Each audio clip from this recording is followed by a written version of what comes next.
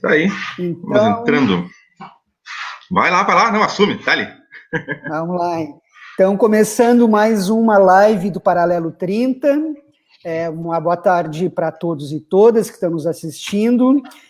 Hoje o nosso tema o tema da live é a pandemia e a população LGBT. E para isso nós temos 3 convidados e convidadas para participar aqui para fazer essa conversa. Então está aqui com a gente o Luiz Otávio Borges, da Associação LGBT de Rio Grande, a Fabiola Wake Up, também da LGBT de Rio Grande, e a Maria Luísa Gelati, a Gal, que é vice-presidente do Conselho Estadual LGBT do Rio Grande do Sul e integrante do movimento Girassol, Amigos na Diversidade de São Borja. Então, queria dar boas-vindas a vocês. Muito obrigado por terem aceitado participarem aqui da nossa live, fazer esse bate-papo, que é de um assunto, e fazer uma conversa sobre esse tema, que é bastante importante. Mas antes da gente começar o programa, eu queria falar sobre, como o assunto é a população LGBT, né, e a pandemia, né, os dados hoje, né, da pandemia do coronavírus no Brasil. Hoje são dados de em torno de 1h da tarde, são 2.625.612 pessoas e 91.607 mortes. Então, é um dado muito triste, né, para nós, para a população brasileira. Então, a nossa solidariedade do Paralelo 30, da Aptafurg, e todas as famílias que perderam, né, seus entes queridos, amigos. Então, sempre lembrando, né, usar máscara e o distanciamento social. Quem pode, fique em casa. Tá bem, muito boa tarde aí, valeu.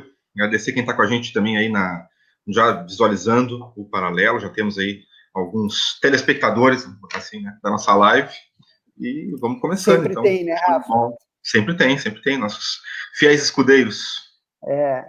Então, assim, o assunto que a gente vai fazer essa nossa conversa, né, a gente é um diálogo, né, uma conversa mesmo, então é o impacto, né, da pandemia na população LGBT. Uma pesquisa aí recentemente, né, divulgada recentemente, traz dados de que a população LGBT, como um todo, ela também teve aspectos que foram afetados, né, principalmente a questão da saúde mental e a questão de emprego e renda. Então, tem um dado também bem específico que fala sobre a população, sobre os transexuais, travestis e bissexuais.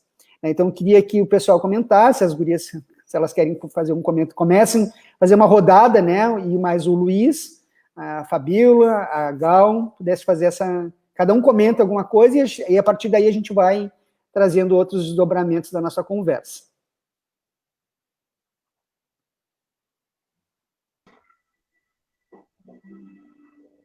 Quem quer começar? Gal, pode ser. Começar? Pode. A Gal acho que caiu aqui. Então, a Fabiola. Vamos lá, Fabiola.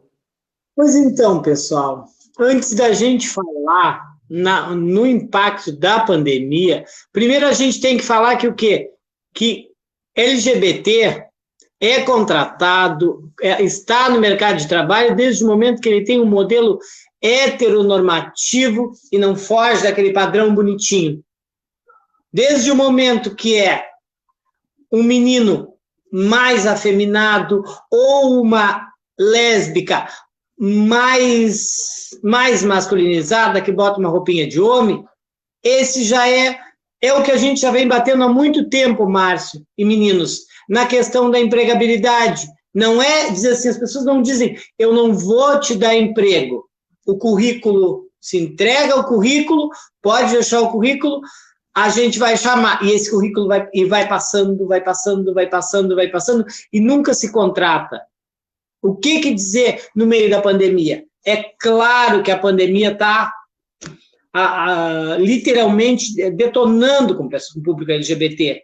Nós somos o público LGBT, é um pessoal que gosta de sair, é um pessoal que gosta de festa. Eu mesmo estando com meus 46, que eu estou novinha ainda, né, bem gatinha, assim, olha, tem dias que eu enlouqueço em casa, porque eu já pintei, eu já limpei, eu já lixei grade, eu tive que achar modos para preencher meu tempo. Imagine se eu, como o resto do pessoal está fazendo, eu ainda tenho meu benefício, mas e quem não tem benefício? Quem é, literalmente, vamos falar, abrir, depois disso eu vou passar para as gurias, para não me estender muito. Quem vive com R$600, e contando que, desses R$600 que o nosso excelentíssimo presidente da República concedeu, mentira que não foi ele que concedeu, foi os deputados, a Câmara de Deputados e os senadores que decidiram que o quê? Que era R$600 por ele, era R$200. Quem vive com R$600? Nem eu que sou sozinha, que é só eu e as minhas duas filhas de 4 patas, não vivemos com R$600. Como que as pessoas vão viver R$600? E sem contar que quanta gente, se os héteros quanta gente está na fila para receber o benefício assistencial, não conseguiram receber, imagina LGBTs. Eu sei de relatos de meninas que estão na rua, não conseguiram receber o seu benefício social e ainda são achacadas na rua. Ainda são achacadas, as pessoas passam por elas, questionam o que elas estão fazendo. Gente, elas estão ali paradas porque elas precisam de comer. Sem comida ninguém vive. Sem pagar água, sem pagar luz, e sem contar que muitas das meninas, o quê? Que vivem assim nessa questão de prostituição, elas sustentam família. Não é só ela e o namorado ou o marido. É a mãe, filho, sobrinho, irmão, e por aí vai. Eu não vou me estender muito, vou passar para os meninos, depois a gente passa a bola de novo para mim. Meninos e meninas, perdão, Gal. Gal, quer falar alguma coisa? Eu saí um pouquinho, porque, como eu tinha dito, a internet caiu, mas eu voltei, pelo que eu entendi, a questão que está acontecendo durante esse período, né? O que a gente está fazendo para não enlouquecer dentro de casa. Sim, né? Mas para a gente poder trazer o debate, né, na realidade, dessa fragilidade que a população LGBT enfrenta, na realidade, né? Obviamente, toda a população LGBT está inserida como todos os outros grupos sociais, né? Isso não é dúvida. Mas algumas particularidades a gente sabe que existem, né? Então a gente queria estar comentando sobre isso. Sim, eu posso dar, dentro da minha contribuição, e além de ativista e militante aqui do Movimento Girassol da Fronteira Oeste aqui de São Borja, eu acho que, além hoje, atualmente, como vice-presidente do Conselho Estadual LGBT do Rio Grande do Sul, eu trago uma contribuição de que não somente aqui na minha cidade, no município onde eu resido, o fator que mais está prejudicando é a questão do trabalho mesmo, né? É como se manter num período onde você é pego de surpresa, né? E o que fazer? A gente não está preparado para o tipo de pandemia, de uma crise tão grandiosa como essa que a gente está enfrentando agora.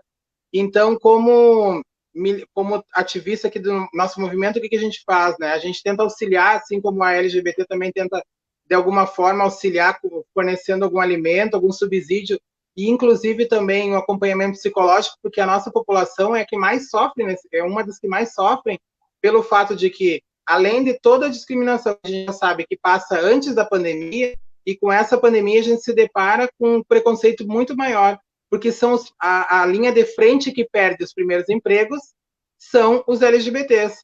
tanto na linha de beleza, na linha de tudo, na verdade, né? Porque aquelas pessoas que não trabalham com a prostituição, elas acabam trabalhando no salão de beleza ou em outro meio de trabalho. E são as primeiras pessoas a perderem seu serviço.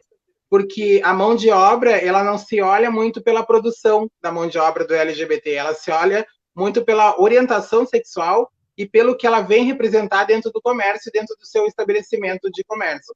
Então, eu vejo muito assim, aqui no nosso município, a gente tenta dar subsídio, de alguma forma, dando cesta básica, pedindo auxílio de algumas empresas, que a gente tem alguns apoiadores e colaboradores que nos auxiliam.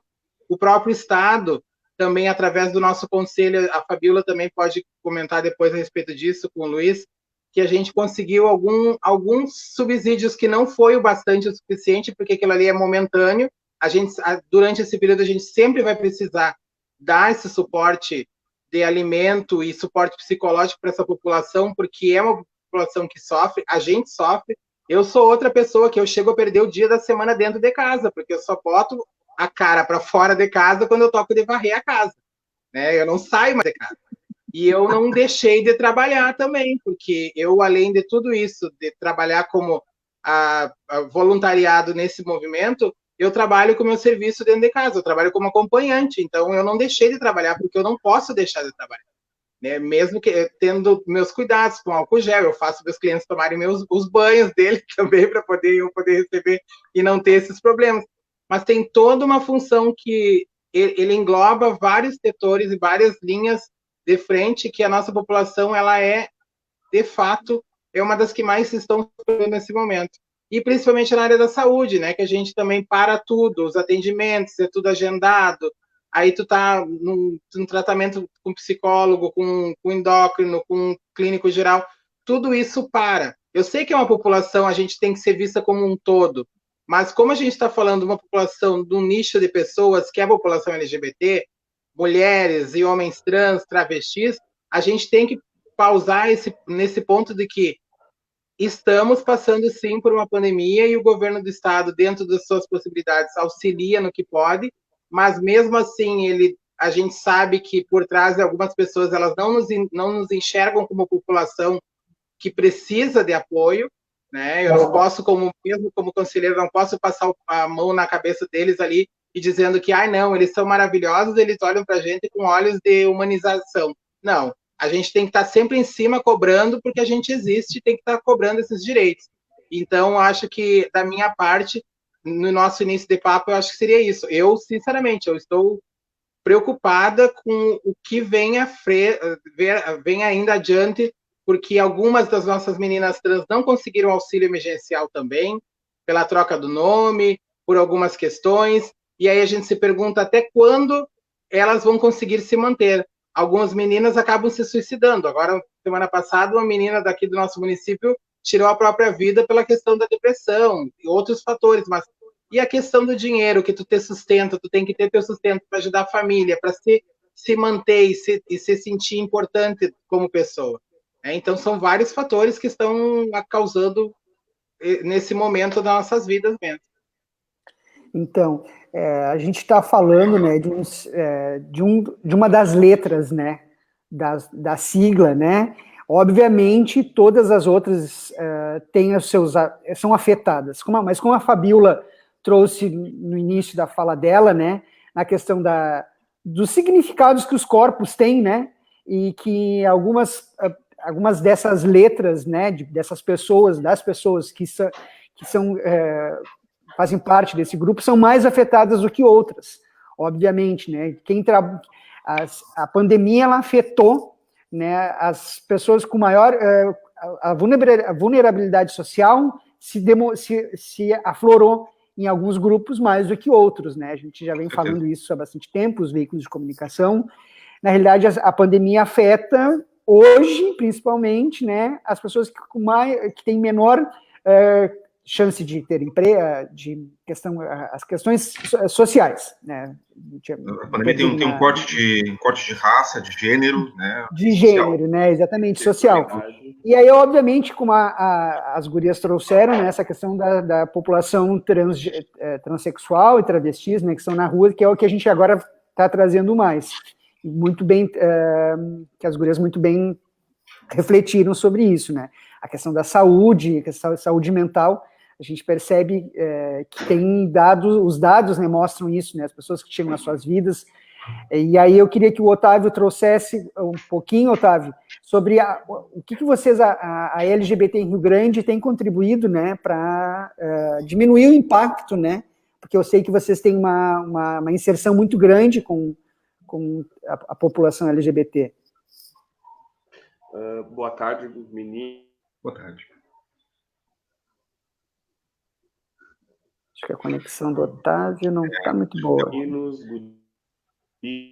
dias e boa tarde a todos e todas e todos que estão nos assistindo. Tá bem travado. Estou travando. Tá meio travado. Otávio, tá meio...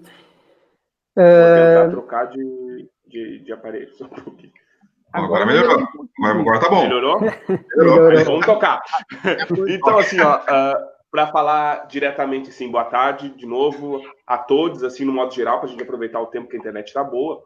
E eu quero, assim, trazer estruturalmente o pensamento que nós, da associação, e com a presidente de exercício aqui, a Fabiola, junto comigo, estamos agindo aqui no município para não um ato de assistencial, mas de diminuição dos fatores que o coronavírus escancararam para a sociedade toda, né? Escancararam no modo que eu digo que a gente está falando muito sobre isso, as pessoas estão refletindo porque estão nessa realidade inseridas em conjunto, né?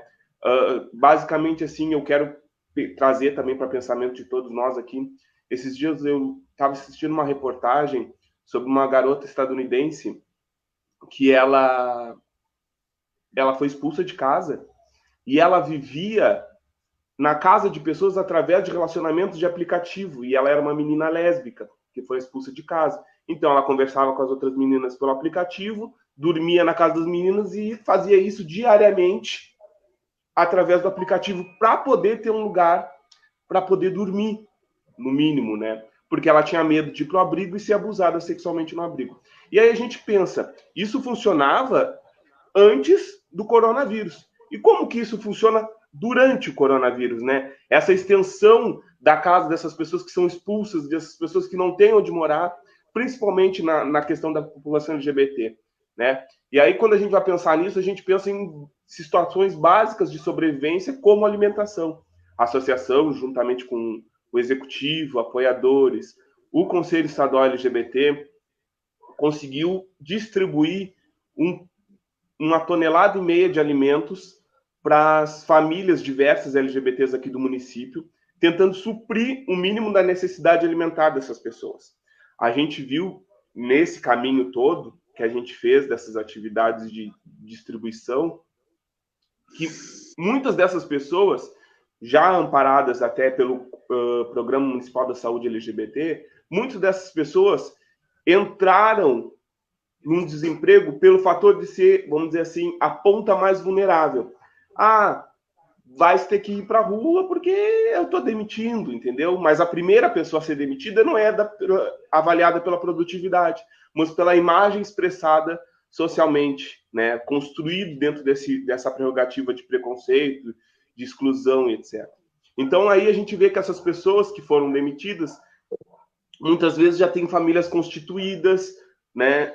Dentro da sua sigla LGBT, como a Fabiola já trouxe, a Gal já trouxe, são pessoas que muitas vezes sustentam seus lares a partir daí. São muitas vezes as pessoas que foram expulsas, que é o mais interessante de ver, retornam para suas casas como um meio de sustento daquela família que muitas vezes é pobre e se torna o centro econômico daquela casa. E aí chega a pandemia, essa pessoa perde o emprego, perde o seu sustento e vira alvo de novo dessa família de exclusão. Então, a associação tenta minimamente, porque braços estruturais não se tem verba, nós não vivemos, é uma entidade sem fins lucrativos.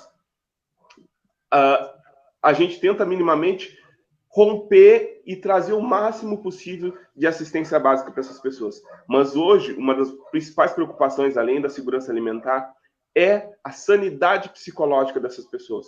Porque a gente vê que muitas vezes os LGBTs saíam de casa, iam para casa dos amigos, iam para festas, iam para pubs, iam para centros de encontro, etc., fugindo das suas realidades familiares. Aí chega o coronavírus e diz, todos vamos ter que ficar dentro das casas, lugar mais seguro. Mas é seguro para quem? Né? Aí a gente tem que fazer essa avaliação e de pensar seguro para quem e pensar em quem nesse sentido de segurança para as pessoas LGBTs dentro das suas casas, que muitas vezes são expurgadas, exorcizadas, violentadas e etc. Então, nós temos, junto com o Programa Municipal da Saúde LGBT, aqui do município de Rio Grande, junto com o Conselho Estadual, que a gente dialoga, a gente tenta romper o máximo possível dessa exclusão e tentar fazer o mínimo para poder manter a saúde física e mental dessas pessoas.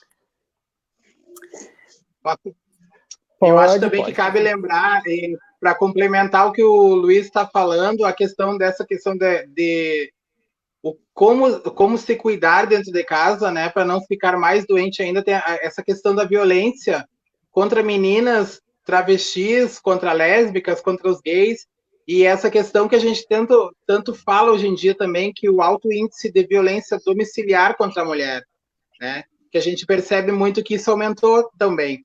E aí a gente acaba discutindo aonde está esse acompanhamento para essas meninas e o enquadramento da Lei Maria da Penha também, porque a gente sabe que existe sim a proteção para mulheres travestis e transexuais, mas isso, de fato, muitas vezes não acontece dentro de uma delegacia quando a gente vai, porque muitas vezes as pessoas não estão preparadas para nos acolher e nos receber e gerar um boletim de ocorrência dentro desses casos, né? Então, isso também cabe a gente ressaltar hoje nesse assunto, porque é uma das questões que aumentou bastante o alto índice de violência dentro de casa contra a nossa população, no modo geral, em todas as siglas, né? Legal, então, aqui só trazendo um apontamento, a Fabíola pode nos ajudar. A Associação LGBT diversas vezes já teve junto com várias denúncias, principalmente das meninas que trabalham na noite, que trabalham na...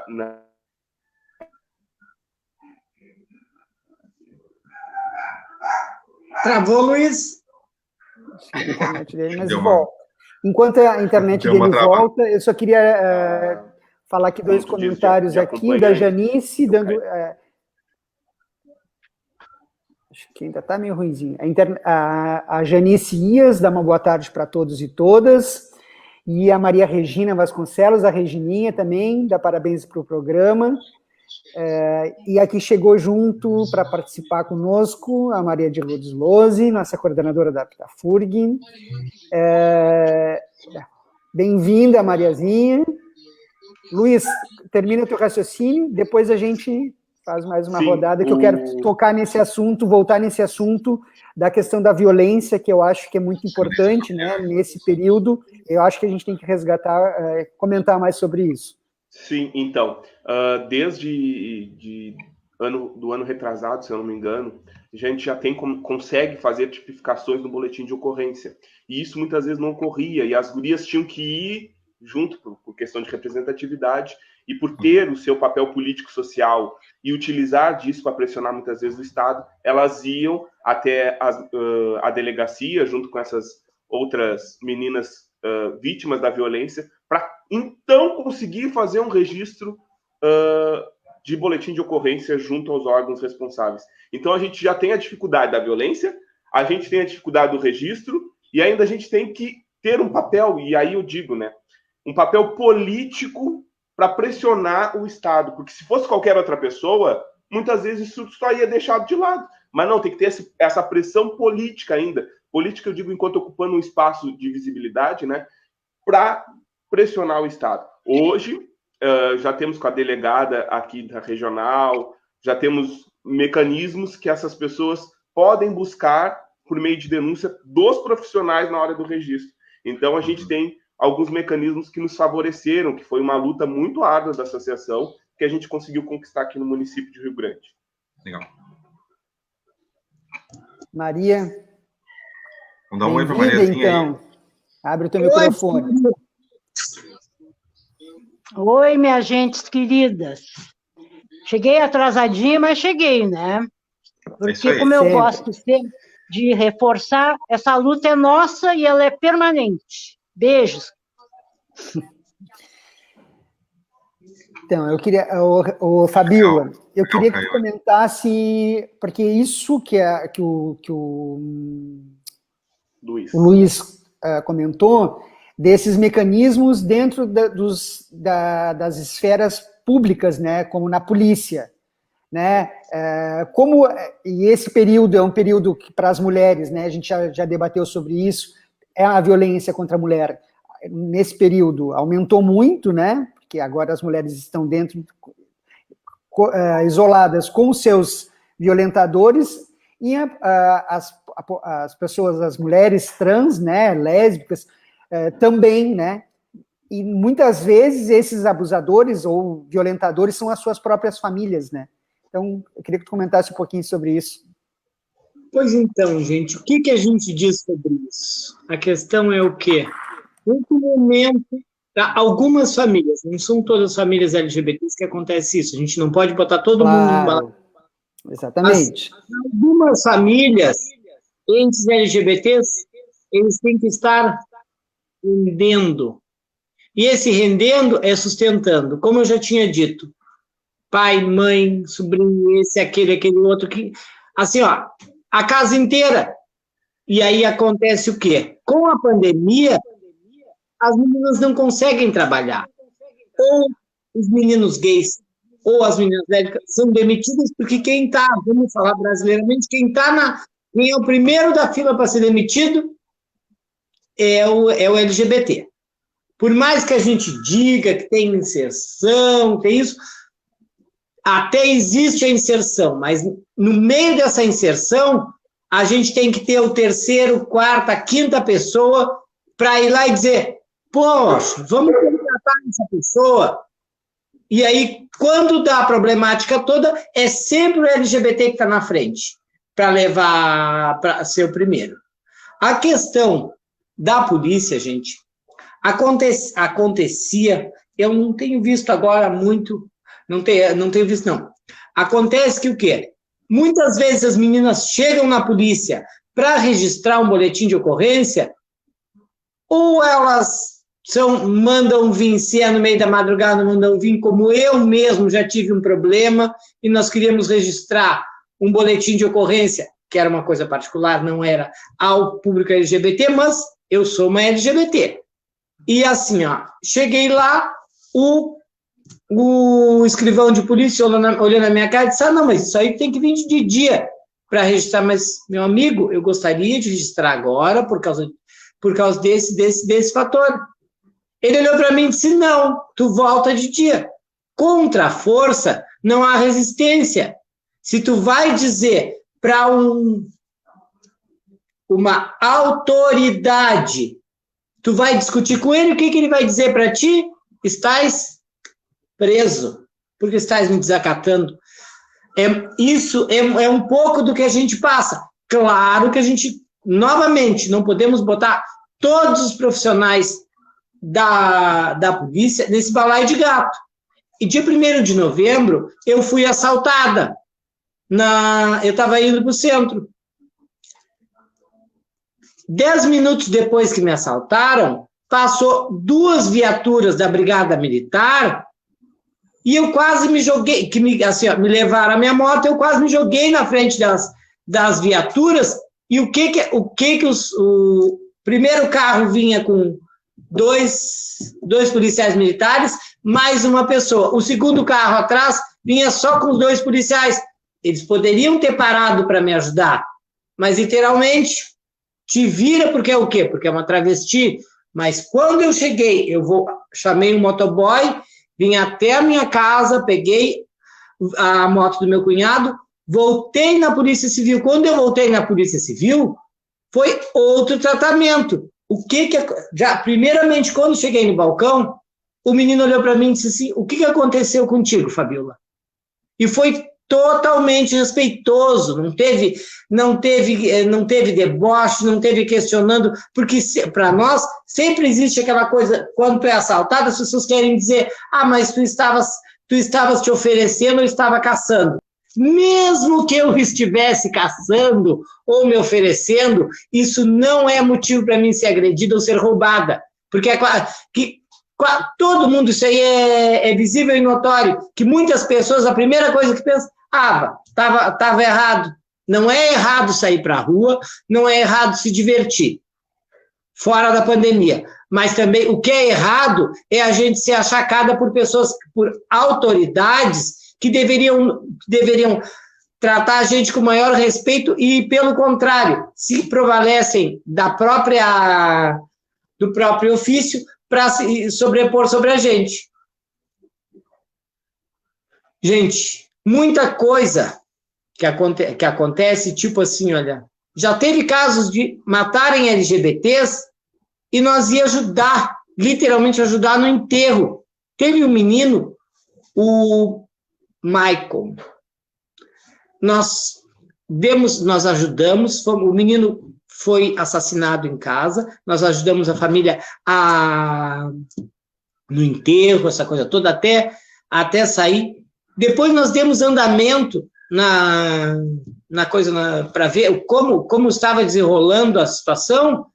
Quando eu cheguei na frente do delegado, o delegado olhou para mim e disse assim, está em segredo de justiça. Caímos de novo naquela coisa. O que tu vai dizer para um delegado? Eu vou pressionar um delegado? E dizer para ele, obrigar ele, tu tem que me dizer? Gente, tem certas coisas que a gente vai até um certo ponto, dali não consegue passar mais. Então, eu queria chamar a Maria para o debate, porque eu sei que na questão da violência contra a mulher, né, a atuação da polícia é bastante efetiva, né, Maria? Hoje tem a Patrulha Maria da Penha, e as mulheres trans, né, transexuais e travestis também estão incluídas, né, na Lei Maria da Penha, né? E como tu percebe, Maria, assim, fazendo uma avaliação, né? Bom, a questão, né, a legislação pode ser ótima, né, mas nem sempre ela é implementada para valer lá na ponta, né? Isso que vocês estão, que a gurizada está narrando, da dificuldade da forma de atendimento, claro que a gente não pode generalizar, mas é flagrante, né? E é também com as mulheres, né? De a gente ter que chegar e pedir, telefonar, né? Pela negação, principalmente nesse período, né? Pela negação de querer fazer o boletim de ocorrência. Quando a pessoa vai lá, tem que ser, não é virtual, não é pela internet, dependendo do delito, tem que ser presencial, né? Depois tem que passar, provavelmente, por um processo de exame de corpo de delito, aquela coisa toda, né?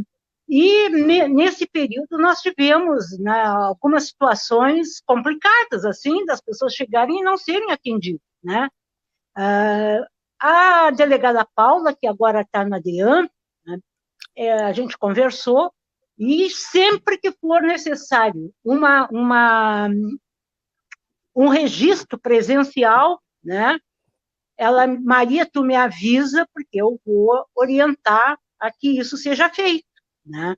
E com a Patrulha Maria da Penha, a gente tem tido assim, um atendimento que não tenho, onde eu tenho conseguido buscar ajuda, né? Nessas inúmeras situações de ocorrência de violência doméstica e familiar que tem ocorrido nesse período, né? Outras situações que não são de violência doméstica e familiar, mas, por exemplo, de violência obstétrica, né? Então, a patrulha nos ajuda no sentido de mesmo, né? Claro que a patrulha o compromisso efetivo é o acompanhamento das mulheres que têm as medidas protetivas, né? Mas a depender da situação que é narrada para nós e que eu passo para eles, né? Eles vão até o endereço, né? Essa semana que passou, se conseguiu, né, uma internação para uma pessoa dependente química que estava quebrando a casa e batendo nas pessoas todas, né? E aí, com esse processo de pandemia, a dificuldade da internação e tal, se conseguiu resolver, né? Então, eu tenho, em todas as oportunidades que eu tenho me manifestado, eu tenho dito. A gente tem a constituição dessa rede, né, a Rede Lilás, né, da qual fazem parte os 3 níveis de Estado, né, federal, estadual, municipal, os nossos atendimentos da assistência social, a universidade, o HU, e a patrulha, e a delegada, e o judiciário, está todo mundo ali, né? E é importante que a gente tenha e que a gente amplie a participação na rede, inclusive para a nossa população LGBTI+, né? Porque por ali a gente tem conseguido resolver as demandas de forma mais efetiva, né? Inclusive encaminhando as pessoas para que tenham atendimento jurídico gratuito, né? Via não promotorias, mas a defensoria pública, né? Mas a formação necessária, a sensibilização para aquele agente, ou ele ou ela que está lá na ponta, é fundamental, é necessário, porque tem a questão, né, essa coisa muito enraizada, preconceituosa, e que, infelizmente, nesse período, né, que a gente tem esse governo desse energúmeno lá em cima, né, isso está radicalizado, né? As pessoas se acham com direito de fazer o que bem entendem e dizer tudo que lhes vem à cabeça, né? Porque se sentem amparados, né?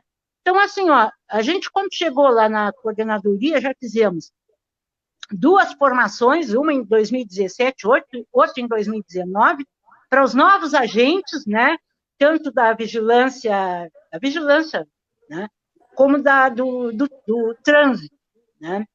E, embora isso, né, e a primeira de 2017 foi uma formação para os concursados daqui do Rio Grande e de São José do Norte. E eu sempre conto isso, eu não sei se vou me prolongar mais essa, eu vou contar, tá? Participava da formação um rapaz que é do Norte, lá de São José do Norte, tinha feito concurso e que até então ele trabalhava de segurança nas festas, né? E estou eu lá conversando, eu e o pessoal do GESE, também a gente dividia, né? Em 2017 a gente dividiu a turma, as 2 pessoas representando lá conversando.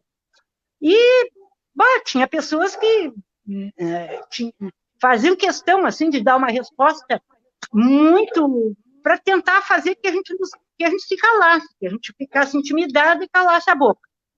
Numa dessas situações, estou eu lá falando da questão das violências contra as mulheres, contra a população LGBTI, como é que tinha que ser tratado, que tinha que perguntar para a pessoa como é que ela queria ser tratada, né? Ainda estava bem naquele processo da questão da carteira do nome social e tal. E um homem lá no fundo se levanta a mão e diz assim: eu bato na minha mulher. Com a intenção de que isso, ele vai calar a boca, né? Ela vai se intimidar. E eu disse: olha, pode ser processado, né? E aí eu abriu a boca, disse muita barbaridade, principalmente com o pessoal LGBTI+. E esse homem lá de São José do Norte, que trabalhava cuidando de festas, né? Quando eu estava explicando a questão da utilização do banheiro, né? Que tinha que perguntar como é que a pessoa queria ser atendida, chamada, qual era a sua orientação, ela queria entrar no banheiro feminino. Então, todo o processo de como é que esse cara do Norte disse assim, se levantou e disse assim: lá eu tenho feito isso há anos. Eu sempre pergunto na porta do banheiro como é que a pessoa quer ser tratada e onde é que ela quer entrar. Precisou vir o cara do Norte, um burro de um homem, né, para segurar comigo, porque o cara teve a cara de pau, assim, de me dizer com todas as letras, lá de trás, eu bato na minha mulher. Entendeu? Então, é isso, assim, ó. E aí, depois disso, Fabiola, tu te lembras que a gente teve um problema na Praça Tamandaré. que a gente não conseguiu levar adiante, porque a pessoa que foi ofendida não quis, né, levar adiante o processo. E era a pessoa que tinha participado da formação. Entendeu? Então, é um processo que é permanente, é contínuo. A gente não pode fazer uma vez achando que deu, que está feito e que a gente conseguiu dar o recado. A gente consegue. Né? O Luiz está sabendo, né? Depois que tem o ambulatório, quanto aumentou a aproximação das pessoas, desde o momento que elas saibam que tem um serviço público que oferece atendimento, elas começam a se encorajar de buscar, quando são bem atendidas e bem recebidas. Porque, do contrário, é óbvio, as pessoas se escondem cada vez mais. Eu queria, antes da gente prosseguir, eu queria ler alguns comentários do pessoal que vai chegando na página, né, vai colocando. A Eunice P3. Eu gostaria de pontuar que o nosso ambulatório LGBTI está funcionando e é um serviço público, gratuito e de excelência. Todos os profissionais são ímpar. Eles estão ali para atender todos, todas e todes, sem algum preconceito. Tenho orgulho de dizer que nós conseguimos passar esse ambulatório LGBT hoje, ele é lei. Pode entrar prefeito, sair prefeito, eleito. Tem que ter. Legal, mas deixa eu voltar aqui e ler alguns comentários, depois a gente tem um assunto que a gente pode voltar. É política de Estado, né? Não é a política do governo que está, é de Estado, e vai continuar, queiram ou não. Esse é um assunto que a gente vai voltar aqui. Eu só vou terminar de ler os comentários aqui, que a minha colega Deca sempre lê os comentários, e eu acho muito legal quando ela lê os comentários. Ela lê os comentários. Ela de ontem louco vai ler os comentários. Me compete é só fazer algumas perguntas no programa, mas hoje eu vou ler os comentários. Que não é poder, Desde que a Deca bom, disse ontem que não ia ela poder perguntou se teria problema, né? Eu disse, não, nenhum, produção. Deca. Inclusive, leia os comentários. Então, a Eunice P3 boa tarde a todos e todas, né, ali. A Joyce Esperança, boa tarde, gente. Parabéns por proporem um debate tão pertinente e necessário. A Janice Salomão Ias também, sempre nos ouvindo aqui, nos assistindo. Debate necessário, importante, como sempre acontece nesse programa. Parabéns.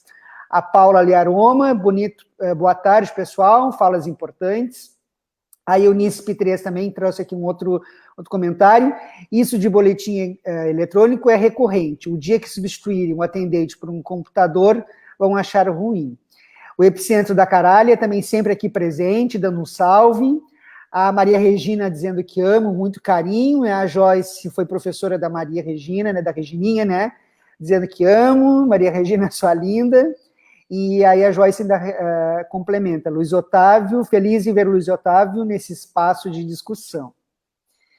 Eu queria falar um pouco sobre isso, né, voltar, né, da questão do ambulatório, que eu acho que é uma política importante, e durante a pandemia agora, como é que está funcionando? Como a Maria falou, é uma política de Estado, né, aqui no nosso município, que foi aprovada, e que não tenho dúvida nenhuma que a população toda LGBT viu com muito... né, com uma questão muito positiva. E aí, agora, durante a pandemia, como é que está sendo os atendimentos? Qual é o que é recorrente e como que está sendo encaminhado os assuntos, né? Porque a gente sabe que a questão, como a gente já comentou, a Gal lá trouxe no início, a questão da saúde mental, né? Eu acho que hoje em dia é um assunto, uma questão bem recorrente. Posso ter uma parte? Fala, Gal, depois o Luiz segue. Antes do pessoal de Rio Grande falar sobre o ambulatório, eu gostaria primeiramente de dizer que nós hoje também em São Borja nós temos um início de ambulatório graças à LGBT de Rio Grande também, que em parceria, né?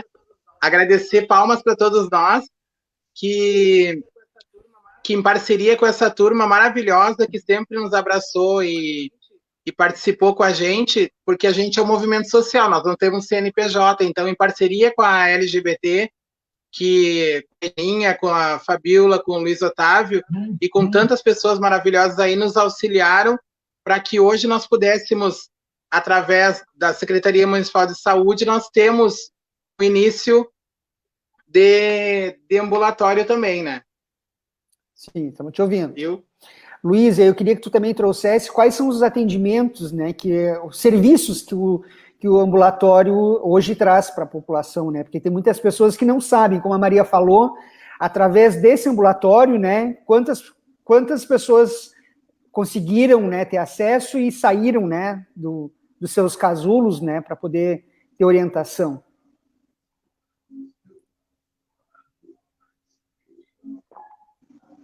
Acho que a internet do Luiz deu uma falhada. Foi a minha. Não, é a do Luiz. Pois então, gente. Então fala, Fabiola. Márcio, eu não sei te precisar, até porque eu sou grupo de risco da Covid. Eu não sei te precisar quantas pessoas, mas, olha, foi muita gente, assim, olha, os atendimentos têm sido muito, muito, muito pertinentes. O psicólogo Marcelo é um menino maravilhoso que faz das tripas do coração, e o Luiz pode... Já travou? Luiz, voltou? Voltou. Então, Luiz, quantas pessoas? Deixa eu falar aqui rapidinho para vocês, estruturalmente. O ambulatório, ele surge no ano passado, assim, fisicamente, planejadamente, mas o Programa Municipal da Saúde LGBT existe desde 2014. Ele foi construído junto com o Ulisses Arrieche, que era funcionário da prefeitura, e então, por um convite do secretário, a Regininha e eu assumimos o programa e criamos o ambulatório LGBT, que foi efetivado por muita luta como lei municipal, então como política de Estado. Quando a gente pensa o ambulatório, e isso a gente já falou em outros paralelos, que é sempre o nosso parceiro nesse sentido, a gente pensou o ambulatório na saúde integral da população LGBT, como previsto em lei. Porque muitas vezes a gente pensa na saúde e a saúde ela é segmentada entre atendimento médico e doença.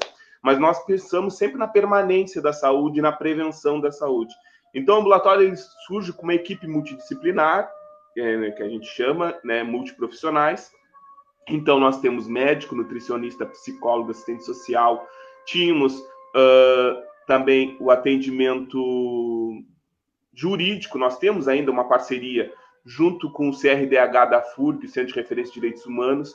Então, nós pensávamos na saúde integral, né, dessas pessoas. Hoje, eu não faço mais parte integral, efetiva, do ambulatório, mas até a minha última saída, nós tínhamos fixo de atendimento vinculados ao ambulatório cerca de 350 pessoas, né? Para quando nós tínhamos em programa, antes de ser ambulatório, um atendimento mensal de até 50 pessoas, quando a gente distribuía para a rede. Quando que a gente pensa no ambulatório? Assim, ó, estruturalmente, se eu me prolongar, vocês me cortem. Mas a gente pensa o ambulatório quando a gente vê que o sistema não funciona para essa população. Por quê? Porque a ideia, quando a gente assume o programa, é que a gente fizesse formações contínuas com as unidades básicas, os serviços de assistência à família, etc. Mas a gente vê que isso não funciona pela falta de entendimento da identidade das pessoas. Nós até lançamos essa campanha, não sei se dá para ver aí, que é o Respeite a Minha Identidade, que nós lançamos com o intuito das pessoas reconhecerem as mulheres e homens transexuais, as meninas travestis, as pessoas intersex e as pessoas não binárias, dentro das suas prerrogativas identitárias, que muitas vezes foram apagadas e essas pessoas não retornavam ao serviço. A nossa principal preocupação era essa, a vinculação da pessoa ao serviço de saúde, que ela voltasse e se sentisse confortável.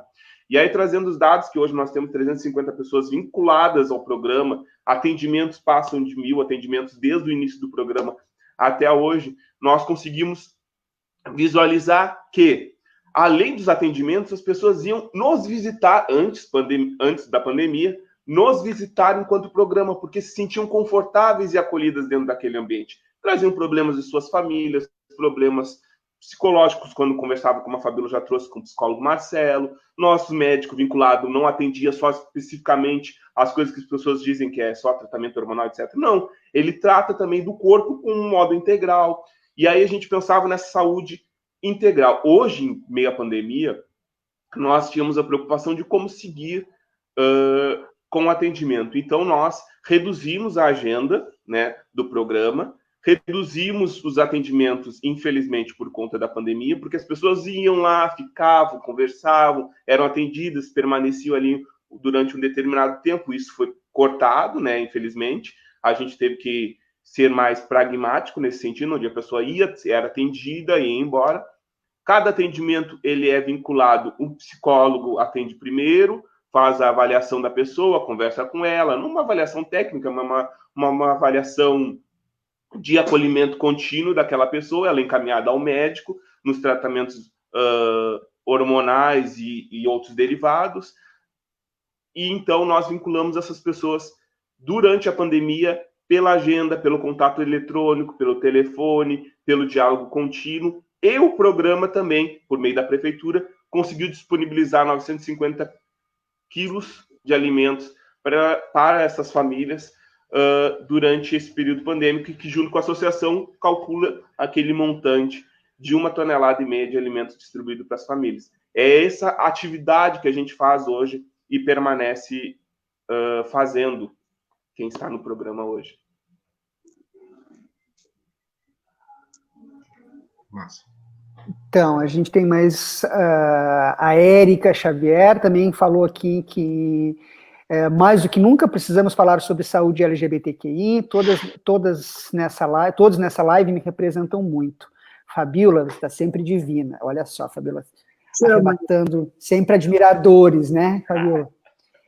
E, Gal, eu queria que tu nos falasse como que tu... Então, nos últimos minutinhos. Vamos... São 15h53, né? Faltam 7 minutos. Então, eu vou fazer uma pergunta aqui para a Gal, que eu queria que ela falasse um pouco mais do nível estadual, né? E depois a gente faz uma rodada para finalizar, né? Para a gente... para encerrarmos o programa. No sentido como tu está no conselho, né, estadual LGBT, como é que tu percebe, né, as políticas dentro do governo do estado para a população LGBT? Bom,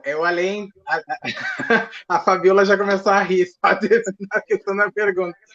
Eu sou colega da Fabíola, né, de cadeiras, porque a gente participa sempre das reuniões, até inclusive a Fabíola me apresentou ao conselho, na verdade, e eu vejo muito defasado ainda as políticas públicas para a nossa população. É muito bonito estar escrito nos papéis, nas leis, nas constituições, nos decretos e tudo, e a gente chega nos locais para poder exigir aquela lei que está escrita ali do nosso direito, e ela é muito defasada mesmo, sabe? Essa capacitação que às vezes não existe, porque não é... com certeza eu concordo que a gente nunca pode generalizar as pessoas em todos os ambientes, porque em todos os lugares vai ter pessoas boas e pessoas ruins, né? Em qualquer lugar onde a gente for. Mas nessa questão do Estado com a nossa população, ele anda muito defasado. Prova disso é o governo federal, o governo estadual, que apoia esse governo, que não nos representa, né, em todos os sentidos, que ele dá um passo para frente e 50 para trás, e diante de tantas conquistas que a gente já teve, agora uma das últimas foi a doação de sangue, que a gente pode sim doar sangue, de tanta briga que a gente teve, essa aceitação, esse reconhecimento que a população LGBT pode sim doar sangue. Então, eu vejo que o Estado ainda precisa melhorar muito no seu entendimento com a nossa população e a nossa aceitação, que nós somos pessoas que produzimos, nós somos pessoas que pagamos impostos, nós somos pessoas que precisamos de saúde pública de qualidade, que não precisaríamos nós estarmos preocupados em criar ambulatórios específicos para uma população, se o governo olhasse para nós com um olhar aberto para que nós pudéssemos ser atendidos com respeito, né? Se a menina e o homem trans chegasse lá e fosse tratado de acordo com a sua identidade, nós não precisaríamos criar políticas públicas para cobrar do governo que ele nos respeitasse. Eu acho muito engraçado quando a gente chega nas instituições, nos órgãos públicos e diz um cartazinho: desrespeitar servidor público pode gerar cadeia, mas o usuário do Sistema Único de Saúde, a pessoa que vai lá procurar o serviço público, ela não diz nada, que ela também tem esse direito de poder exigir e não pode ser desacatada também, porque ela está lá cobrando um serviço público que é seu de direito, e que muitas vezes ela não é bem tratada pelo simples fato de que às vezes o funcionário está de mau humor e às vezes não trata bem e tal. ocasiona que a nossa população não retorna mais aos atendimentos e a ocupar aquele serviço que é feito. Então, eu, atualmente, como presidente do conselho, mas como pessoa usuária de diversos serviços do governo, do Estado, eu vejo que o Estado ainda está muito dando muito pouca atenção para a nossa população. Quase nada, na verdade. Porque hoje em dia a gente conseguiu essas cestas básicas por muita luta.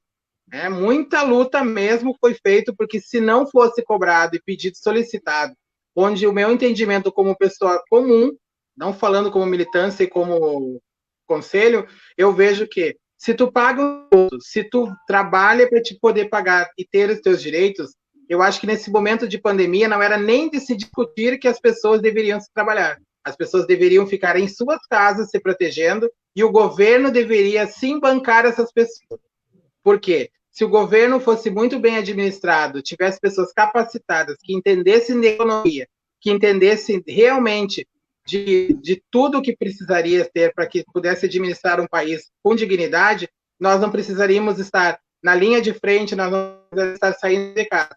É óbvio que nesse momento a gente tem que olhar para os dois lados. Existe sim necessidade de se trabalhar, porque muitas pessoas passam necessidade, mas eu vejo como pessoa que nesse momento quem deveria nos auxiliar seria o governo e não nós termos que brigarmos por um direito que é de todos. Então, o auxílio emergencial eu vejo que a gente vê aí muitas questões de que falam tanto de que todo mundo tem direito, mas a gente vê que somente a minoria conseguiu, porque a maioria são os privilegiados que conseguiram passar na frente da minoria, né? E aí entra muita questão de justiça perante a sociedade. Então, eu vejo como o governo ainda está falho com a nossa população e precisa mudar muito o pensamento, um pouco retrógrado ainda, porque eles não nos enxergam como pessoas normais ainda. Então, são 3h58, faltam 2 minutos, né, para a gente encerrar nossa live. Eu queria passar, então, mais uma rodada final, assim, para algumas considerações. Considerações finais, né? Muitos outros assuntos a gente poderia tratar, né, uma coisa que eu achei interessante da gente discutir, mas que, obviamente, não vai dar tempo, que é pela condição do auxílio emergencial, pela troca do nome, né, muitos profissionais que trabalham, né, nas ruas, enfim, né, não conseguiram acessar o auxílio emergencial, né, então isso é um assunto, enfim, a gente não vai conseguir debater sobre tudo que gostaríamos, mas então eu queria passar para o Luiz Otávio para fazer uma consideração final, não consideração final, mas mais uma vez agradecer o Paralelo 30 pela oportunidade do debate, pela importância da pauta aqui, para transmitir para a sua audiência, sim. Agradecer sempre a todas e todos aqueles que vieram antes de nós, para nós podermos estar aqui, Maria de Lourdes, Fabíola, Regininha, Marsha P. Johnson e todo o movimento, aquele que nos antecede, tá? Porque hoje a gente vive difícil, mas poderia ser pior se esse movimento não tivesse estruturado anterior a nós. E dizer que a Associação LGBT aqui... Travou, Luiz. Deu uma travadinha. Fabíola, quer falar? Depois a gente volta com o Luiz. Assim, olha, primeiramente eu queria deixar os nossos sentimentos a todas as famílias que perderam seus entes queridos e agradecer ao presidente, excelentíssimo presidente, porque ele queria, a meta dele era matar 30 mil pessoas, ele conseguiu triplicar esse quantitativo de pessoas. Muito obrigado ao Ministério da Saúde pela ineficiência do tratamento na Covid. Muito obrigado aos vereadores por sentarem em cima dos projetos que são importantes para a cidade. Sou conselheira municipal de saúde e os projetos que têm que ser votados, dinheiro que tem que sair para contratar funcionários, para se comprar coisas, ficam parados na Câmara. Muito obrigado a essas pessoas ineficientes. Pode passar para a Maria. Luiz, volta. Maria, vamos o Luiz voltar, mas como a Maria, na semana passada, na terça-feira, falou, contém ironia nessas frases da Fabíola, né? Porque daqui a pouco pegam como fora de contexto e vão dizer que a Fabíola está dando parabéns para o presidente. Luiz, termina o que tu estava falando, né? Depois a gente passa para a Maria. Não, só para reafirmar que a associação está à disposição para toda e qualquer denúncia, ajuda, colaboração através das nossas redes sociais, tá? Dizer que o Programa da Saúde, embora não esteja lá, continua funcionando, os contatos também estão pela página da Secretaria Municipal de Saúde, e dizer que mesmo nessa onda totalmente retrógrada, fascista e preocupante, porque a gente não vive um momento só de violência, a gente vive um momento de mentiras. Então, dentro de toda essa onda, a verdade e a resistência prevalecerão e a gente continua firme aqui na luta. Tá? Obrigado mais uma vez pela oportunidade. Maria. Qual das Marias? A Lose. Tu encerra, Gal. Não, eu quero sempre reforçar a importância da gente manter o paralelo com essa diversidade de temas, né? Esse tema é um tema de compromisso, né, muito grande, né? Eu digo que não precisa, sou uma mulher cis, branca, mas sou uma militante junto com negros e negras, junto com o povo LGBTI. Né? É isso. A luta tem que unificar aquelas pessoas que têm a coragem de botar a cara na rua para combater o que está posto.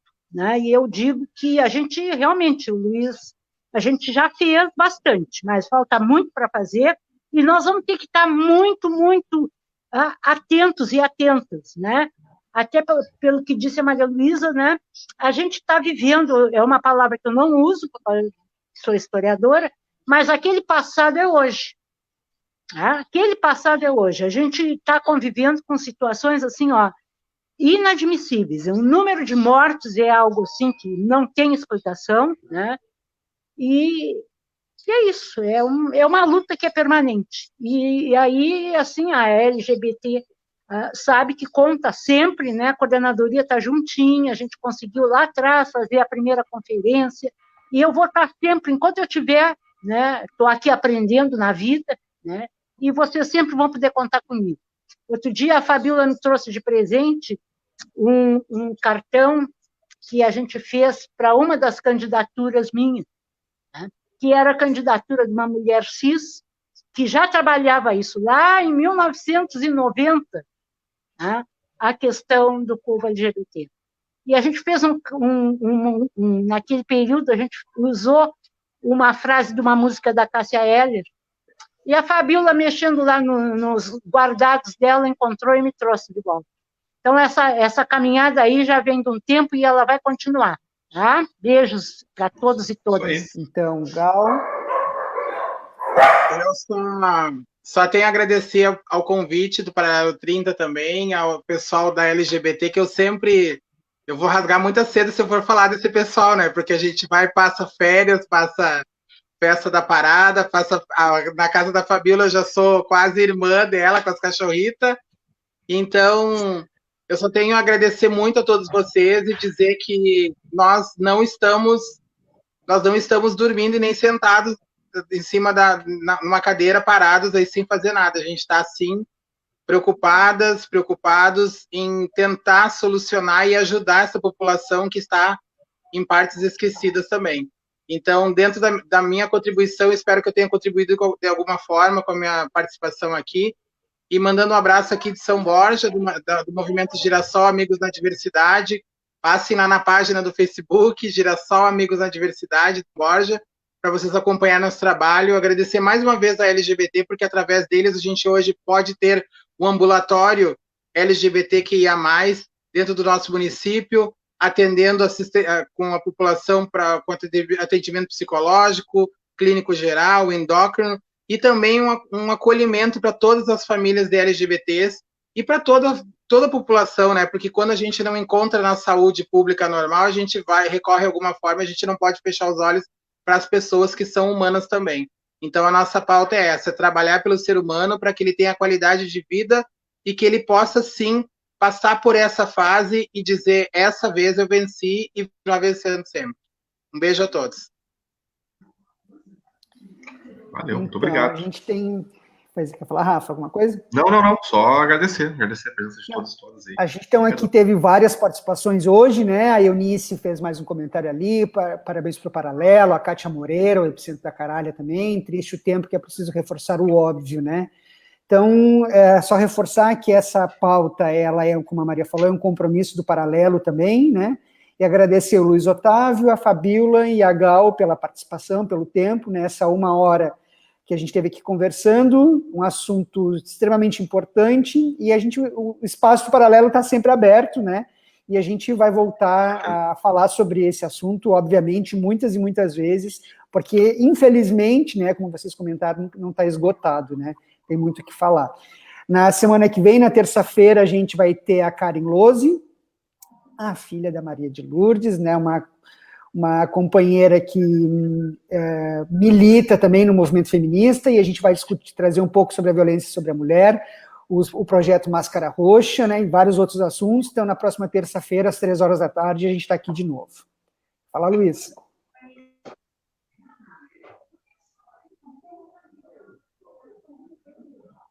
Só sobre o projeto Máscara Roxa, o movimento das mulheres transfeministas também, só para trazer esse ponderamento, embora não é meu lugar de fala, mas trazendo, elas também criaram, junto com o ato de solicitar a Máscara Roxa, um X na mão para denunciar os atos de violência contra as mulheres travestis e transexuais, tá? Só para reforçar, temos bastantes mecanismos de denúncia e resistência. Fala, Maria. A Regininha mandou para mim um cardzinho com a... Que legal. Então tá, obrigado pela participação de todos e todas, né? São 4:08, passamos aí 8 minutos, né? Mas o assunto é sempre pertinente, né? Então tá, um tchau, então, obrigado pela nossa audiência. Obrigado. Até terça. Até terça.